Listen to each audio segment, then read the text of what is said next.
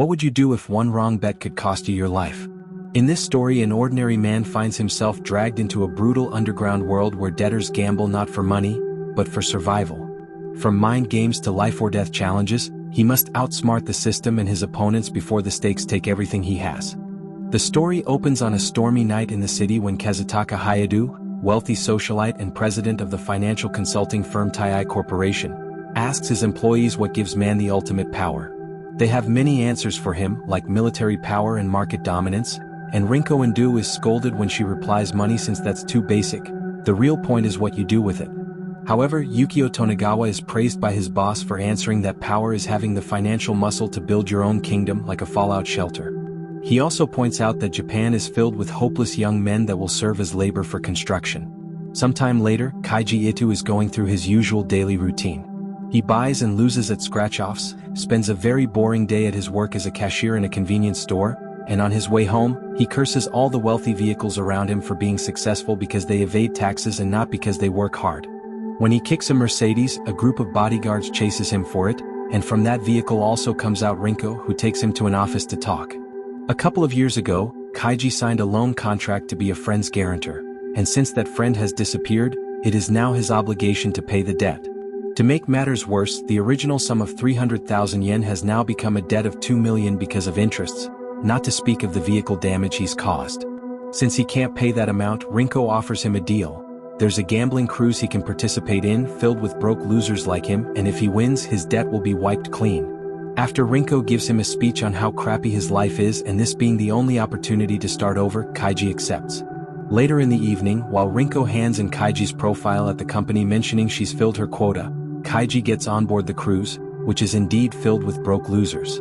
Yukio is the host and the one that will explain the rules of the game they'll be playing tonight. Each player is given 3 1 million yen stars with an interest of 1% per minute. If someone wins, not only will the company wipe the debt clean, they'll buy back the stars too. Players are also given 12 rock paper scissors cards that they'll use to play the game as usual. Each time they win a round, they get a star from their opponent. To win, they must use all their 12 cards and have at least 3 stars after 30 minutes. No questions are allowed, and after Yukio calls them babies, he leaves so they can start playing. All the players rush to find an opponent and Kaiji is approached by Juji Fune, a man that proposes a truce. If they play the same cards and cause a draw, they won't lose any stars and will get rid of their cards quickly, giving them an easy way out. Kaiji accepts and the game begins normally, helping both players lose their cards with no issues. But at the last minute, Fune backstabs Kaiji and scams him out of 2 stars by playing to win instead of to draw, leaving him with just 1 star and 1 card. Furious, Kaiji drops his card and punches Fune, causing him to bleed on the floor and the card as well. Security quickly separates them, but soon a new commotion begins. Fune tells everyone that Kaiji's last card is scissors so everyone would go after him for an easy star, and Kaiji retaliates by announcing Fune only has rock left. Everyone starts arguing over this possibly being a trick or not, and they're suddenly interrupted by a guard that brings Kuji Ishida back into the game after he was caught attempting to flush his cards down the toilet, which is against the rules. With 10 minutes left on the clock, Fune takes advantage of the moment to announce his latest idea. A reshuffle, that way nobody will know each other's cards anymore. Everyone accepts, including Kaiji, because he has a plan. Fune takes all the cards, shuffles them, then gives each player back the same amount they had before. Kaiji receives the card with the bloodstain again and decides to team up with Ishida to play against Fune on a 1-card match for 3 stars. Fune is sure he will win because he knows Kaiji's last card, but Kaiji expected this and defeats him easily. This was his plan all along. Knowing Fune would have noticed the blood mark, Kaiji took one of Ishida's cards and added blood on it to make it pass as his own stained card, tricking Fune into playing the incorrect one. After dividing Fune's stars between them so they both have 3, Kaiji and Ishida play their last cards by tying on purpose and win, or at least that's what they think. Because while they're in the middle of celebrating as the time runs out, Ishida finds a card in his pocket he forgot about. Since Kaiji sticks to his promise of a team-up and accepts the card as his as well, both of them lose. They are taken to work deep underground and forced labor for the construction of Hayadu's kingdom. The conditions are awful, the hours are long, they don't have breaks, their meals are incredibly basic, and they all bunk together in a very small space to sleep on the floor. They're also branded on their shoulders with a microchip so they can't escape, and their pay is pathetic.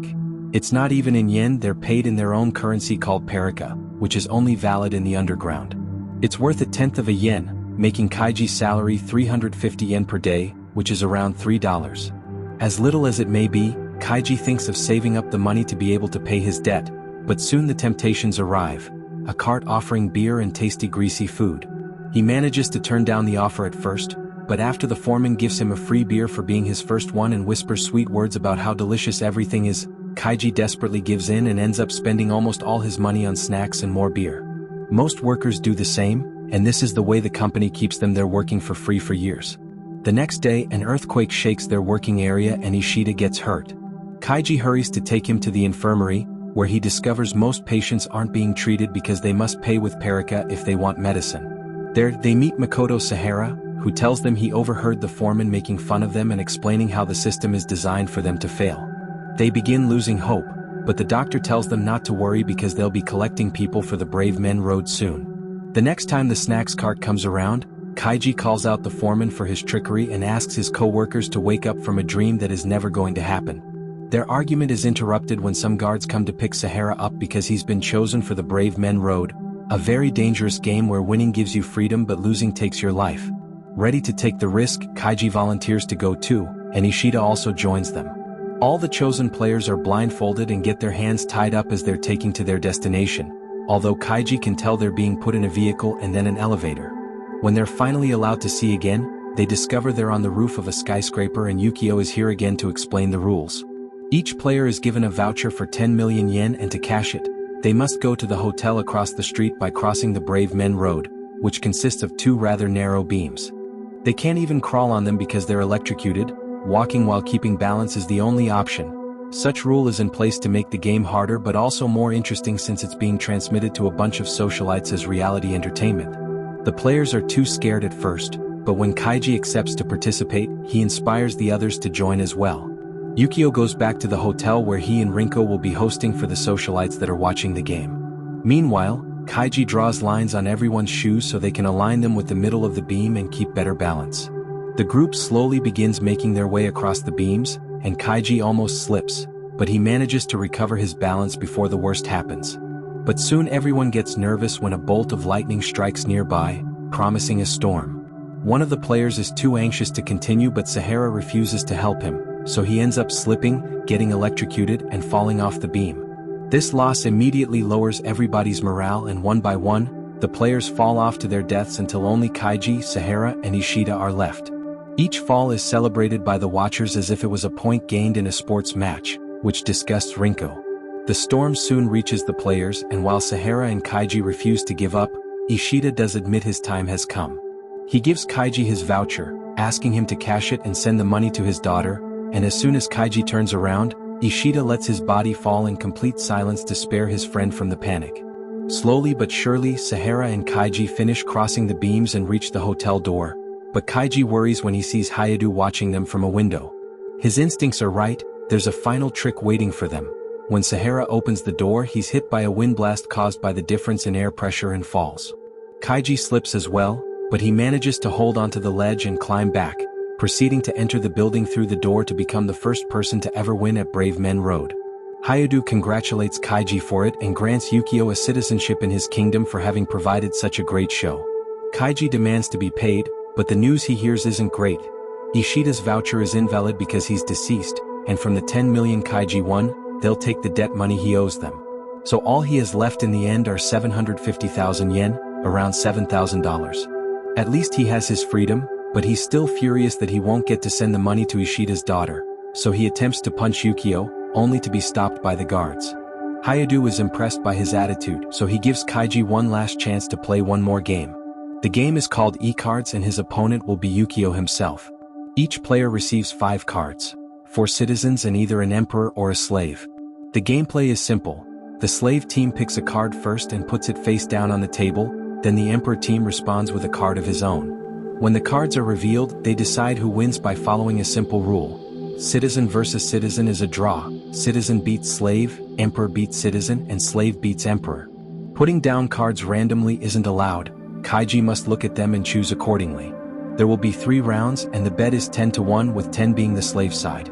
This is why Kaiji chooses to play as the slave even if he's at a disadvantage. He'll have to play first, his opponent will be able to read his expression, and the odds of the slave winning are 1/5. This match is so important that they're even showing it on the underground TV.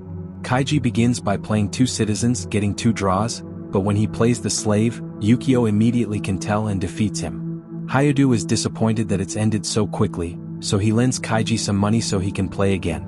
This time, Kaiji watches Yukio and realizes that he doesn't look at him in return or even at his own cards, which is very strange.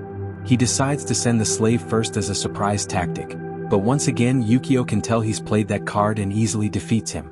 As the guards come to take Kaiji away for losing, he notices that Yukio is wearing a different watch. On his way out, Kaiji begins reviewing in his head all the details about the game, attempting to find out how it has been fixed. When Rinko comes by to make fun of him and call him a branded loser, Kaiji realizes the microchip on his arm is the key to all this. Yukio has put on a watch that allows him to read Kaiji's vitals, and that's why he could know when he plays a difficult card. Kaiji begins crying and making a scene, thinking he'll spend his entire life underground, but as he remembers all the tricks that have been used in all games so far, he comes up with a plan. First, he asks for permission to go to the bathroom before leaving. Once in there, he calls Rinko over, knowing she's waiting at the door. Then he tells her about his plan and convinces her to lend him 50 million yen to play once more, claiming he knows deep inside she's a good person. Rinko ends up agreeing and takes him back to the game room, where Hayadu is pleased by this surprise and orders Yukio to play against Kaiji again. Before they start though, Kaiji hits his head against the mirror a couple of times so his vitals show crazy numbers on Yukio's watch all the time. At the table, he grabs 3 cards and hides them on his lap, but then changes one while Yukio isn't looking, and the 2 remaining cards on the table end up with bloodstains on them when Kaiji shakes his head. The game begins, and for the first time in his life, Yukio is nervous and unsure because he can't rely on the watch anymore. The first cards they play are citizens, so it's a draw, but the second round is when things get interesting. Kaiji plays a card with a bloodstain on it. Yukio remembers that the 2 remaining cards on the table when the bleeding happened were the slave and a citizen, so he plays a citizen for that 50-50 chance. Kaiji's card is also a citizen, so this is another draw, but Yukio now gets confident. This means the next bloodstained card will be the slave. After one more citizen draw, they're down to 2 cards, and Kaiji plays the other bloodstained one. Believing it to be the slave, Yukio is about to play a citizen but stops himself when he realizes Kaiji must have seen the blood because it's the same trick he had used back on the cruise. He also realizes he saw Kaiji swap one of the cards after he took the first 3, which means the one on the table now is also a citizen, and this has been a trick all along. Confident in his conclusion, Yukio plays the emperor, only to get the biggest shock of the day. Kaiji has played the slave, so he wins the game.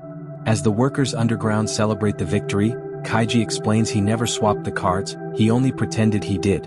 Hayadu gets furious with Yukio for having lost him a lot of money, so after hitting him with his cane, he revokes his citizenship in the kingdom and sends him to work underground for the rest of his life. The next day, Kaiji and Rinko divide the money while celebrating over lunch. But suddenly, Kaiji passes out because Rinko has put something in his drink. When he awakens later, all the bags with the money and Rinko herself are gone, but she's left behind a letter explaining she's taken the money because Kaiji didn't think of the interest per minute on the loan and the payment for the vehicle damage he still owed her. In the end, he's only left with 450,000 yen, around $4,000.